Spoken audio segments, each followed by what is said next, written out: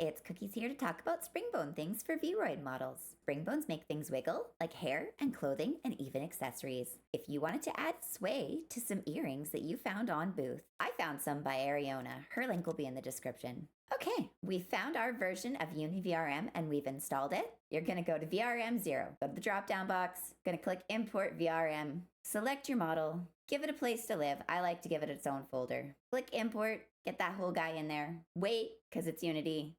We love waiting. Find your head. It'll be under the root. We're gonna add an empty. I'm gonna call it attachments head. This is where I'm putting my earrings. Do our best to get them into a decent location. Duplicate it. Control D will duplicate your earring or any other object in the scene. You can rotate. Earrings are kind of in place. There we go. Now we're going to go down to our secondary. Now what I like to do is I like to lock my secondary. That's that little locking in the right-hand corner. Scroll all the way down to the bottom. We're going to add a new component. This new component is going to be a Springbone script. So I usually just search for Spring, find my VRM Springbone. I'm going to label mine because it's easier for me that way. So I'm going to call this earrings, I guess. You grab your root, just drag it across into the center box. Now we're going to expand our earrings because we need to know how many bones we're going to add. So let's take a look at our bones. So our first bone is always our control bone. That's the bone we're going to leave alone. So we have 4 bones per earring. So I'm going to do 8 under root bone. See how it's got a 0? We're going to change that to an 8 and it's going to give us slots.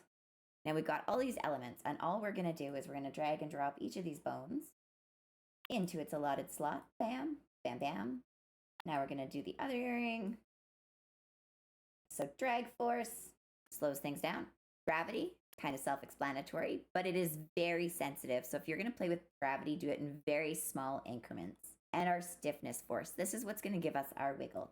We want to take our stiffness down to probably like 3 in order to give us some wiggle, wiggle, wiggle in our earrings. Now when I lean left and right, that earring's going to go right into my head.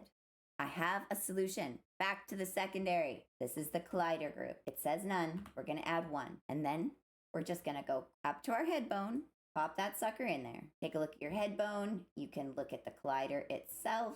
If the collider is not the right size for your head, you can adjust it. We're going to click our model. Then we're going to go to VRM 0 and we're going to click export. You're going to choose where you want to save it, do all the things, and then import it into your VTuber program, and it should give you a little sway for your earrings. I hope you found this tutorial informative and fairly easy to understand, and I didn't say 400 times. We'll see you in the next one, guys. It's been a slice.